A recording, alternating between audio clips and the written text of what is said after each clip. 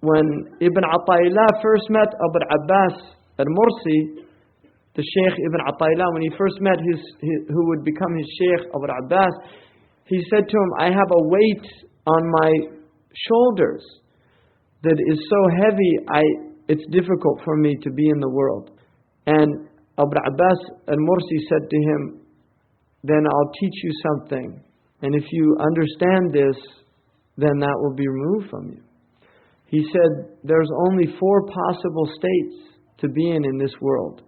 There's not a 5th one. There's only 4 possible states. The first state is tribulation, ibtila. And the response is sabr. So if you find yourself in tribulation, the correct response is patience. And if you respond accordingly, you won't have any trouble. You won't have any trouble. If you see Allah, it's just like driving a car. You see a stop sign, what's the appropriate response? Stop. What happens if you go through it? You're putting your life into somebody else's hands, right? And if you die, it was as a result of not responding appropriately to the circumstance you found yourself in. So when you're in ibtila, if you're not patient, you're not responding appropriately, and so it'll just get worse. But if you respond appropriately, then that trouble is going to change because you've done the right thing. And the thing about working with people are problematic. You know, Jean-Paul Sartre, he was a French philosopher. He said, hell is other people.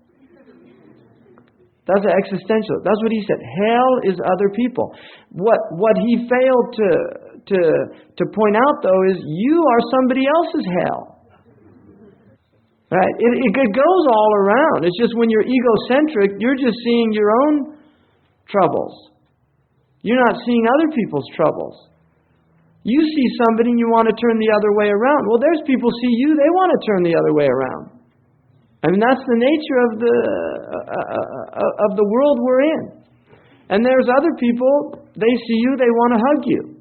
Some, they want to smash you over the head. And vice versa. So, the first condition is ibtila, and that's the basic state of the world. That's why the first maqam is sabr. If you're not in patience, you haven't started the spiritual path. And that's why inna Allah ma'a sabirin, Allah is with the patient one. Sabrun jameel, wallahu musta'an. Beautiful patience, and Allah is the help that we get. And Allah, the thing about lessons in the dunya, you get the same lesson over and over again until you learn it. It's not like public school. You know, they'll let you keep going. They'll give you a diploma. You haven't learned anything. They'll give you a diploma, pat you on the back, and then have a nice life. You know, you go out there and you find out this piece of paper is worthless. You know, it didn't teach me how to live in the world. So, that's the first one. The second one, there's ibtila. The second one is ni'mah, which is a blessing. Now the thing about the awliya is they start seeing the ibtila as a ni'mah as well, so then it becomes one state. But this is for the majority of us. The second state is ni'mah. You're in a blessing. What is the response to a blessing? Shukr. If you respond accordingly, what happens? It increases. If you respond inappropriately, what happens? You lose it. So don't blame anybody but yourself. إن كنت في نعمة فرعاها إن المعاصي تزيد النعم. Like the poet said, if you're in blessings, guard them, because disobedience removes blessings. Do you see? Now, if you keep getting increase in your blessings and you're not showing gratitude, what's that called? استدراج. سنستدرجهم من حيث لا يعلمون وأملي لهم إن كيدي متين. Istidraj is actually worse. Because when you get the blessings taken away, it's a chance to wake up and respond by tawbah. But when Allah is giving you blessings and you're in a state of disobedience, that's a worse state to be in. It's being taken by degrees, which according to our ulama is that you act disobediently and your blessings continue and increase. That's istidraj. So the response of a ni'mah is shukr. What is shukr? What is the definition of shukr? الشكر صرف العبد ما أولاه مولاه في نعماه في رضاه. That's shukr. You want definition of shukr? That's definition of shukr. الشكر صرف العبد ما أولاه. It is a servant's utilizing what his Lord has given him في نعماه في رضاه. من نعماه في رضاه. From the blessings in what pleases his master. That's shukr.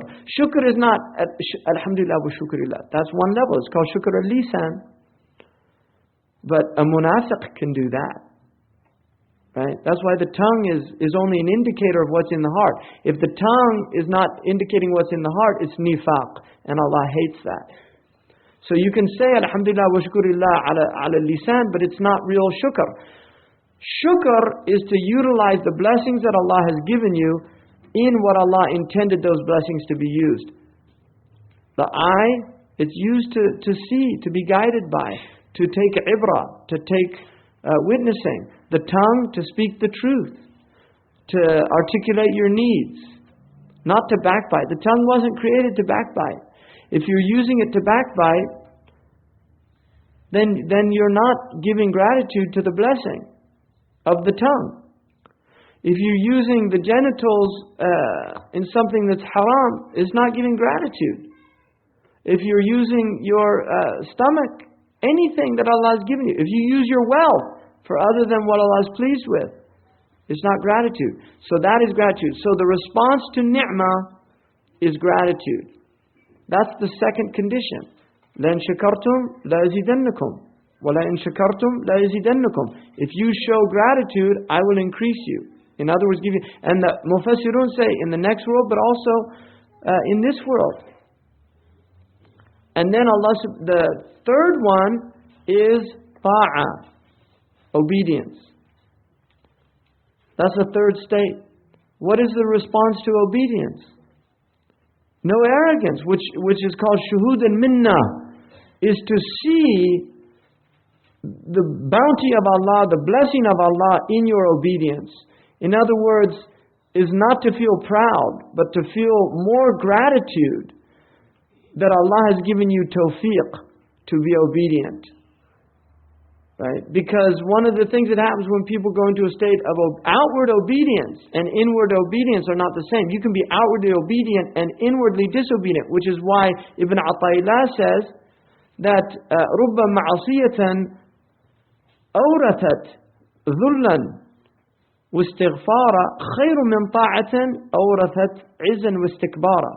That maybe a wrong action that causes you to feel humbled and desirous of Allah's forgiveness is better than a right action that causes you to feel arrogant and filled with yourself.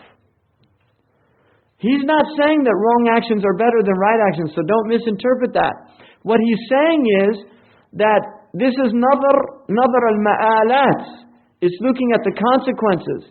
If your obedience turns you into somebody who's arrogant and filled with himself, you end up being worse off than somebody who's disobedient, who it fills him with remorse and desirous of Allah's forgiveness. And there's a story in the Islamic tradition about Isa ibn Maryam, who one of his companions was walking with him and a thief saw them, and this thief said, "There's a prophet and his companion. I want to be with these people." And he started following behind them, and the Hawari was saying, "What's that wretched man think he's doing, trying to walk with such righteous people as the Prophet of Allah and myself?" And then the revelation came to Isa to take the thief as his disciple and to tell the other one to leave his company. And that's just as a tradition, but the point is, it's the same idea. That here's a man whose spiritual pride caused him to lose the company of a prophet, and a profligate man whose humbleness gained him the company of a prophet. So that, when you're in obedience, be thankful to Allah. Don't feel that you're doing something that you should be proud of in and of yourself. No, you should be grateful that Allah has given you that tawfiq. And then finally, ma'asiyah. And what is the response to ma'asiyah? Tawbah to Allah subhanahu wa ta'ala. That's it. If you understand those 4 states, that's all you'll find yourself in life, and there's the appropriate responses. That's all you need to know in your life, wallahi. And Ibn Ata'illah said, after he told me that, it was like mountains were removed from my shoulders. Because now you know how to act accordingly. There's a great wisdom, that thing.